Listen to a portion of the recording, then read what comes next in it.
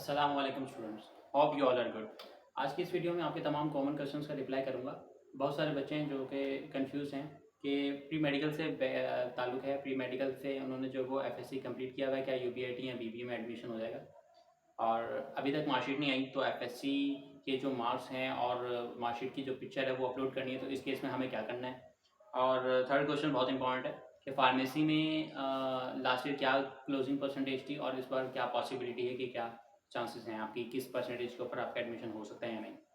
तो और क्या आप डिफरेंट यानी मल्टीपल डिपार्टमेंट्स में एट अ टाइम अप्लाई कर सकते हैं या नहीं।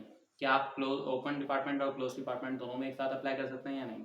और लास्ट क्वेश्चन जो कि बहुत ही इंटरेस्टिंग है कि बहुत सारे बच्चे हैं जिनका एनआईसी नहीं बना हुआ, तो इस केस में आप क्या करना है, क्या प्रोसीजर होगा।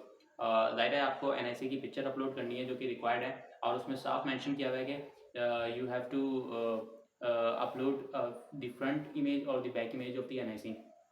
तो ये तमाम क्वेश्चंस का रिप्लाई मैं इस वीडियो में करूँगा। सो वीडियो को स्टार्ट करते हैं। तो पहला क्वेश्चन जो कि प्री मेडिकल वाले जो है वो क्या यूबीआईटी या बीबीए में अप्लाई कर सकते हैं। इंजीनियरिंग जो है उन्होंने बैकग्राउंड एफएससी में जो है वो प्री मेडिकल में कंप्लीट किया हुआ है। तो बेटा सिंपल सा क्वेश्चन है, आप यूबीआईटी बीबीए तमाम डिपार्टमेंट्स में एलिजिबल हैं, अप्लाई कर सकते हैं। बट द पॉइंट इज़ कि जो आपका टेस्ट होगा वो होगा कहाँ से। आपका टेस्ट जो है ना वो आपके बैकग्राउंड से ही होगा।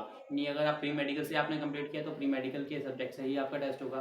प्री इंजीनियरिंग से किया तो आपका प्री इंजीनियरिंग से ही होगा। इसी तरह कॉमर्स से किया हुआ तो कॉमर्स से ही होगा। सही है, जो आपका बैकग्राउंड है उसी बैकग्राउंड के सब्जेक्ट से ही आपका टेस्ट लिया जाएगा। टेस्ट जो है वो आपके बैकग्राउंड से चेंज नहीं होगा। प्री मेडिकल में किया हुआ है, प्री मेडिकल से ही होगा। और आप यूबीआईटी और बीबीए में बिल्कुल अप्लाई कर सकते हैं। सो सेकंड क्वेश्चन कि मार्कशीट नहीं आई, तो अब स्कोर जो है वो हम अपलोड तो कर रहे हैं, लेकिन मार्कशीट की पिक्चर कैसे अपलोड करें। तो सिंपल सा सॉल्यूशन है। अब आपने करना क्या है कि आपने एक एप्लीकेशन लिखनी है, और उस एप्लीकेशन में आपने इस तरीके से लिखना है कि जो है मार्कशीट अभी तक आई नहीं है, और ये जो स्कोर है ये हम लोगों का जो है वो आप लोगों ने जहाँ से भी तो स्कोर जो है वो देखा है वेबसाइट से या जहाँ से भी, तो स्कोर की जो मेंशन कर देना है कि ये स्कोर आपने ऑप्टेन किया है आउट ऑफ दिस। सही है, और अगर हो सके पॉसिबल हो तो वो एप्लीकेशन जो है वो अटैच करा दें अपने कॉलेज से। अगर ऐसा पॉसिबल नहीं है देन वो एप्लीकेशन आप जो है वो एज अ प्रूफ अपलोड कर दें। सही है, अब जाहिर सी बात है कि आपकी मार्कशीट अब इतनी जल्दी आ तो नहीं सकती, लेकिन एज अ डॉक्यूमेंटेशन आपने वो प्रॉपर काम कर दिया, इन अ प्रॉपर वे आपने जो है वो पूरा प्रोसीजर फॉलो कर दिया कि एप्लीकेशन जो है ना एप्लीकेशन की फॉर्म में आपने अपना काम जो है वो मजबूत कर दिया। इसी तरह थर्ड क्वेश्चन है कि फार्मेसी कितने पर क्लोज हुई थी लास्ट ईयर। तो बेटा फार्मेसी लास्ट ईयर जो है वो 83% के ऊपर क्लोज हुई थी। तो इस बार जो है वो परसेंटेज तमाम बच्चों की बहुत ज़्यादा हाई है, क्योंकि साइंस सब्जेक्ट के सिर्फ पेपर्स हुए थे।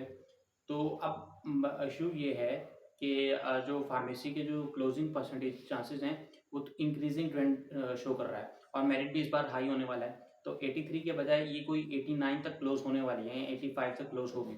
85 से 89 की कोई प्रिडिक्शन हम कर सकते हैं। लेकिन यही है कि आपको एक रेंज बता रहा हूँ कि 85 से 89 के दरमियान कोई जो है वो परसेंट होगी जिस पे मेरिट पे ये क्लोज हो जाएगी। अब बेसिकली क्लोजिंग क्राइटेरिया होता ये है कि फॉर एग्जांपल 16 सीट्स थी, और जो बच्चे हैं उन्होंने अपनी सीट्स जो है वो फार्मेसी की लेते गए। तो जो आखिरी बच्चा जिसने फार्मेसी की सीट ली, अगर उसकी परसेंटेज 88 होगी तो फार्मेसी 88 पे क्लोज हो जाएगी। इस तरीके से ये जो है पूरा ये सिनेरियो क्रिएट होता है। इसी तरह सेकंड लास्ट क्वेश्चन ये है कि क्या आप मल्टीपल डिपार्टमेंट्स में अप्लाई कर सकते हैं। तो बिल्कुल आप अप्लाई कर सकते हैं। आप ओपन डिपार्टमेंट्स में भी अप्लाई कर सकते हैं, क्लोज में भी कर सकते हैं। लेकिन क्योंकि ओपन डिपार्टमेंट्स में अभी आई नहीं है एडमिशन, तो आपको वेट करना होगा। और इसी तरह क्लोज डिपार्टमेंट में क्या आप मल्टीपल डिपार्टमेंट्स में अप्लाई कर सकते हैं एट अ टाइम। तो बिल्कुल, इसमें अगर आपको देखें बैचलर प्रोग्राम में एनरोल करना है तो बैचलर प्रोग्राम में डिफरेंट वेज हैं, जैसे यूबीआईटी, पब्लिक एडमिनिस्ट्रेशन, ये तमाम डिपार्टमेंट्स उसमें बैचलर्स में आते हैं। तो अब आपको करना क्या होगा कि अगर आप बैचलर में इनरोल करते हैं तो आप बैचलर में आपके पास वो पूछेगा कि आपने कौन कौन से डिपार्टमेंट्स मेंशन करने होंगे, 5 डिपार्टमेंट्स के नेम। सही है, तो उन 5 डिपार्टमेंट्स के नेम आपने बड़ी जो वो सीरियस वे में आपको मेंशन करने होंगे। पहला ऑर्डर वो चूज़ करना होगा जिसमें आप चाहते हैं कि मेरा यहाँ एडमिशन हो जाए। यानी अगर आपका एंट्रेंस क्लियर हो जाता है, तो अगर आपका मेरिट इतना है कि आप पहले डिपार्टमेंट में आपको एडमिशन मिल जाए। फॉर एग्जांपल आपने यूआईटी जो है वो यूबीआईटी जो है वो मेंशन किया हुआ था, तो आपका मेरिट जो है वो यूबीआईटी के अकॉर्डिंग नहीं बना, तो अब आपको सेकंड डिपार्टमेंट जो आपने मेंशन किया होगा उस मेरिट के अकॉर्डिंग आपको वहाँ सेंड किया जाएगा, या हो सकता है वो सेकंड डिपार्टमेंट आपको मिल जाए। अगर सेकंड भी नहीं मिलता तो थर्ड मिल जाएगा। तो आपको जो 5 डिपार्टमेंट्स मेंशन करने हैं, उनकी ऑर्डर और उनकी सिलेक्शन बहुत इंपॉर्टेंट है। तो वो उनकी जो सिलेक्शन है वो आपके इंटरेस्ट पर डिपेंड करती है। अगर फॉर एग्जाम्पल आपका यूबीआईटी में बहुत ज़्यादा इंटरेस्ट है तो ऐसा नहीं करना कि आपने 4th नंबर पे मेंशन कर दिया है या सेकंड नंबर पे, उसको पहले नंबर पे मेंशन करना है। इसी तरह कोई और डिपार्टमेंट है जो कि बैचलर के अंदर ही आता है, जैसे पब्लिक एडमिनिस्ट्रेशन हो गया, तो आपने सेकंड नंबर पे, अगर आपका इंटरेस्ट है तो सेकंड नंबर पे मेंशन कर दिया। इसी तरह थर्ड नंबर पे जो आपका इंटरेस्ट होगा किसी डिपार्टमेंट में, आप चाहते हैं कि यार अगर मेरा यूबीआईटी में नहीं होता, पब्लिक एडमिनिस्ट्रेशन में नहीं होता, इस डिपार्टमेंट में नहीं होता, तो फिर आपने उसके बाद उस जो है वो फर्दर डिपार्टमेंट्स जो है वो ऐड करते जाना है। टोटल 5 जो है वो डिपार्टमेंट्स आप ऐड कर सकते हैं। तो इस तरीके से आपके पास मल्टीपल चांसेस हो गए एक प्रोग्राम के अंदर, यानी बैचलर प्रोग्राम के अंदर किन किन डिपार्टमेंट्स में आप इनरोल कर सकते हैं। इसी तरह बैचलर प्रोग्राम में अगर आपने रजिस्ट्रेशन कर ली है तो इसके अलावा किसी और प्रोग्राम में आप रजिस्ट्रेशन ना करें। सही है। तो अगर आपने उसकी ऑर्डर या सिलेक्शन गलत की हुई होगी तो आपको उन जो आपने मेंशन किए हुए होंगे डिपार्टमेंट्स, उनके अलावा कोई और डिपार्टमेंट नहीं मिलेगा। फॉर एग्जांपल मैं दोबारा समझा देता हूँ। 5 डिपार्टमेंट्स के आपके पास जो है वो चॉइसेस हैं।